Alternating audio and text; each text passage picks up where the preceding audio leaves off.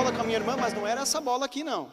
Era um ursinho de pelúcia que havia sobrado ali. Cabeça do ursinho de pelúcia. E estávamos brincando de bola ali, conversando e brincando. Eu tinha 12 anos, a minha irmã tinha 6 anos. E de repente eu, como criança e adolescente, comecei a ouvir um barulho na sala. Meu pai e minha mãe estavam discutindo. Fui então em direção à sala e perguntei: mãe, o que está acontecendo? O que vocês estão brigando? A minha mãe disse assim: não interessa, é coisa de adulto.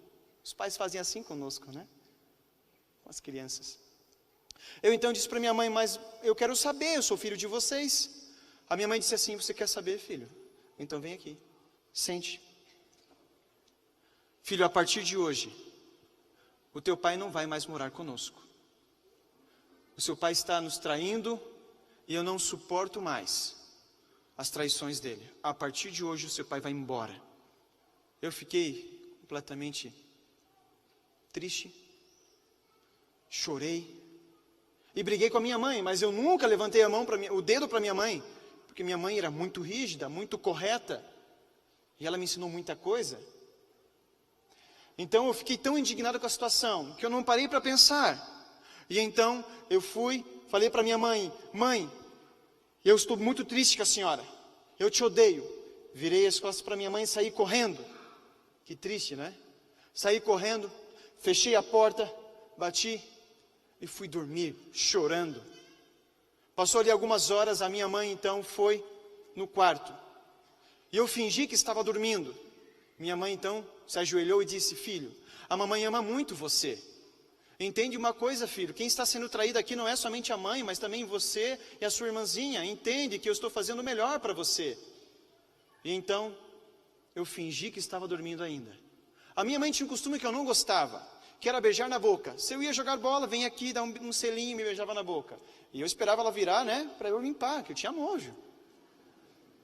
E minha mãe naquela noite, ela fez justamente isso comigo. Fingi que estava dormindo, ela virou o meu rosto e me deu um beijo.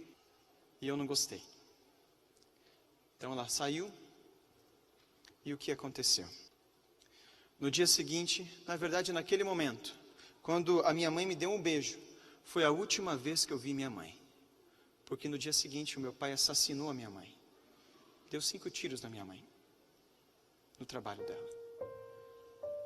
Eu não tive mais a oportunidade de dizer para minha mãe que eu amava ela. Foi o último momento que eu tive naquele momento, naquela situação. Não tive mais a oportunidade de dizer para minha mãe: mãe, não importa as circunstâncias da vida, eu amo você. Mas eu não disse isso para ela. Jovens, adultos e crianças, valorizem os pais de vocês. Porque pode ser que o amanhã não venha. Eu não tive essa oportunidade. Quão bom se eu tivesse, eu sei que terei essa oportunidade.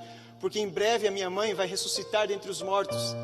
E Jesus então reunirá a família e todos irão louvar ao Senhor Deus nos céus. E adorar a única solução para nós. Minha mãe faleceu com 32 anos de idade. Quando o caixão chegou, eu fiquei tão desesperado que eu me joguei em cima do caixão, beijava a minha mãe na boca sem parar e as pessoas constrangidas me tiraram dali com força. E eu gritando, dizendo: eu não quero. E ninguém entendia o meu sofrimento, a minha dor, porque eu precisava pedir perdão para minha mãe. Mas ela não ouvia mais. E então, sofremos. Eu com 12 anos de idade, a minha irmã com 6 anos de idade. Moramos um tempo com meus tios, depois a gente foi morar com os nossos avós. Muito sofrimento para colocar o meu pai na cadeia. 4 anos ali, tentando colocar o meu pai na cadeia e não conseguimos. Chorávamos, sentimos falta da minha mãe, uma companheira, uma amiga, que sempre me beijava na boca para dizer: estou com você, meu filho, eu te amo, não importa o que você tenha passado. Eu fiquei tão triste com a situação, então falei para minha avó: eu vou embora. Minha avó não acreditou: eu vou embora, eu vou sair dessa cidade que não traz nada de bom para mim, só lembranças ruins. E eu então saí de casa, fugido. Eu vim morar aqui nas ruas de Curitiba. Passei muita necessidade. E um dia, para resumir toda essa história, um morador de rua disse para mim assim: jovem, saia daqui, porque você não tem cara de morador de rua, saia daqui. E eu fui então atrás de um lugar para morar. E achei um quartinho para eu morar. Morei ali num quartinho. E um dia eu estava tão depressivo, sentindo tanta falta da minha irmã, da minha mãe e de minha família, que eu então tomei uma decisão. Vou acabar com o sofrimento da minha família. Eu sei onde que o meu pai está. Eu vou matar o meu pai. Eu saí da Marechal Cândido Rondon, no Capão Raso. A 50 metros que eu saí do quartinho, eu então ouvi um hino muito bonito, chamado Deus de Israel. Aquele hino tocou meu coração, e eu nunca fui evangélico e nunca gostei de frequentar a igreja, mas aquele hino tocou no meu coração e eu entrei naquela igreja. E uma recepcionista disse assim: seja bem-vindo à casa de Deus. Eu disse para ela: se eu fosse um assassino, a senhora me trataria da mesma forma? Ela disse: Jesus tratou todos da mesma forma, por que eu vou tratar você diferente? E ela então me tratou com muito amor. Sentei no último banco da igreja, prestei atenção no culto, e o pastor Nadaline, alguém aqui conhece o pastor Nadaline? Tem alguém aqui parente dele? Ele está aqui presente, não está? Eu sei que ele frequenta essa igreja. O pastor Nadaline estava pregando sobre o perdão. E eu disse comigo: esse cara não sabe o que está falando, não tem noção do sofrimento que eu estou passando. Eu nunca vou perdoar meu pai. E a frase que ele disse, e preste bem atenção, foi: o perdão não muda o passado, mas engrandece o futuro. Eu perguntei para aquela moça, a recepcionista: moça, que igreja é esta aqui? Ela disse: aqui é a igreja adventista do sétimo dia. Fui muito bem acolhido, não fui matar o meu pai. Voltei para o quartinho e me ajoelhei e falei: Deus, se o Senhor existe, por favor, me ajude, Senhor. Eu dormi ajoelhado, com fome, e no dia seguinte acordei disposto. Saí do quartinho para conseguir um trabalho, e quando eu saí, eu encontro o vizinho trocando a telha da casa, e eu me ofereci: moço, eu cobro 10 para jogar essas telhas velhas dentro da caçamba. Ele: vem aqui, me deu comida, e me deu um dinheirinho. Ele me pagou R$80, muito dinheiro para mim. Tirei a barriga da miséria. Fui no Big, na Marechal Cândido Rondon, ali perto. Comprei bolacha, salgadinho, coisa de jovem, né? Comi um monte. Eu falei: Deus existe, Ele está atendendo a minha necessidade. No sábado comecei para a igreja, e fui muito bem acolhido pela igreja. Muito bem acolhido por uns jovens que me convidaram para jogar futebol. Joguei futebol com eles. Eram gêmeos, esses 2 jovens que me convidaram, o Gui e o Eduardo. E eu então, eles disseram assim: ó, depois do pôr do sol, nós vamos jogar um futebol na Bosch. Tô dentro. Onde você mora? Eu tinha vergonha de mostrar onde eu morava. Então tinha um sobrado na frente daquele senhor que estava trocando a telha.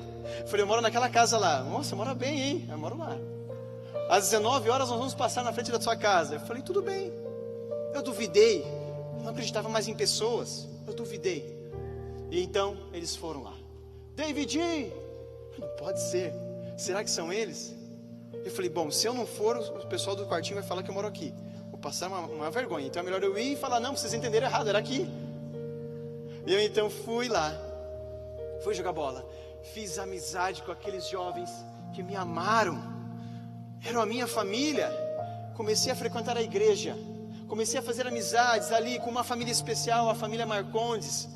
Eles me acolheram tanto, com tanto amor, que houve um momento da vida deles que o meu melhor amigo, ele morreu, descansou, e era membro da igreja. A mãe dele se encontra aqui. Eu não vou mostrar as fotos para não emocionar mais ela, mas esse menino era tão bom, tão querido, que nós ali brincávamos e nos divertíamos. Ele foi atropelado e descansou no Senhor, e está esperando agora Jesus voltar. Aquela família enlutada, depois de alguns meses, foram no meu quartinho, e a mãe desse menino, a mesma recepcionista que me tratou muito bem, disse assim, foi no meu quarto com a família, com toda a família no meu quartinho, e ela disse assim: eu não substituo a mãe que você teve, e muito menos você substitui o filho que eu tive, mas creio que um pode ajudar o outro. Você quer vir morar com a gente? Você vai comer a comida que o João comia, vai dormir na cama que o João dormia, e nós vamos adotar você, e você será o nosso filho. E eu fui adotado por uma família adventista. Desculpa. Gostaria que minha mãe, a pessoa que me adotou, se colocasse em pé, uma salva de palmas para a honra e glória de Deus.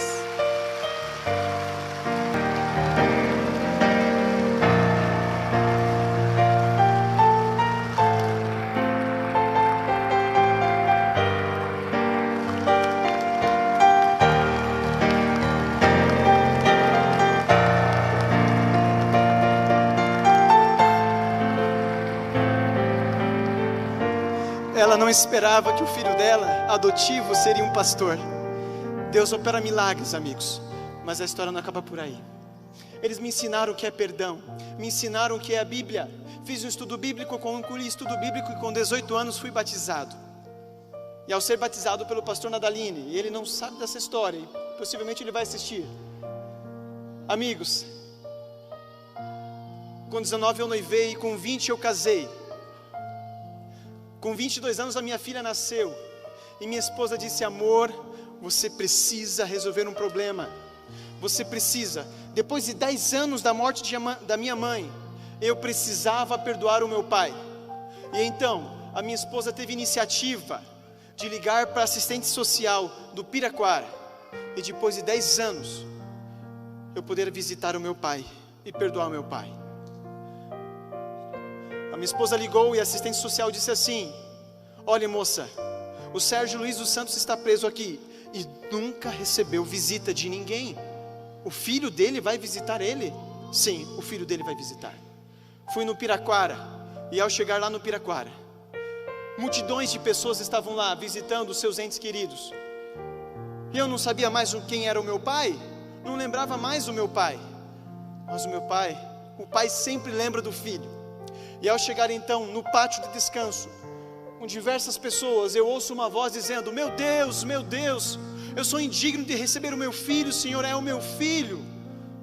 E era o meu pai.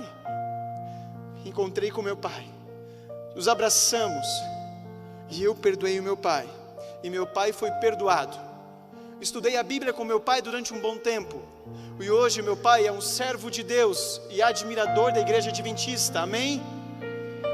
Meu pai entendeu que Jesus é a única solução que ele poderia ter, e foi definitivamente a solução. Essa é a minha história. Ele mudou a minha vida.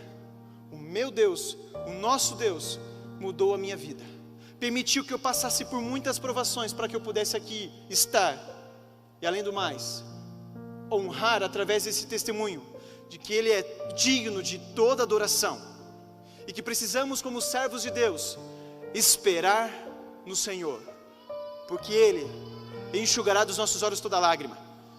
Tem enxugado nesta terra e continuará enxugando, amém? Quantos aqui estão dispostos a crer mais em Cristo Jesus? Levante a mão, amém? Fique em pé. Abraça o seu amigo que está do seu lado. Permaneça abraçado com ele. E diz assim: Jesus ama muito você. Não importa as dificuldades, não importa as provações, Ele está do seu lado. Amém? Vamos fazer uma oração. Feche os olhos. Obrigado, Senhor nosso Deus. Muitas maravilhas o Senhor tem operado em nossa vida. E há momentos que não queremos admitir que o Senhor está do nosso lado. Porque às vezes as dificuldades conseguem nos cegar. Perdão, Senhor, por não acreditar em Ti. O mesmo Deus que operou grandes milagres no passado é o mesmo Deus que opera milagres no presente. Que o Seu nome seja honrado, que este servo aqui seja diminuído e o Senhor seja exaltado. Aqui está o Seu povo, Senhor, abraçado com seus amigos e irmãos, onde logo e em breve estarão reunidos no céu. Todos aqui passam por lutas e dificuldades, Senhor. Ajude eles a entender que as provações são necessárias e importantes. E ajude eles, Senhor, a não desistirem do plano magnífico que o Senhor tem para todos nós.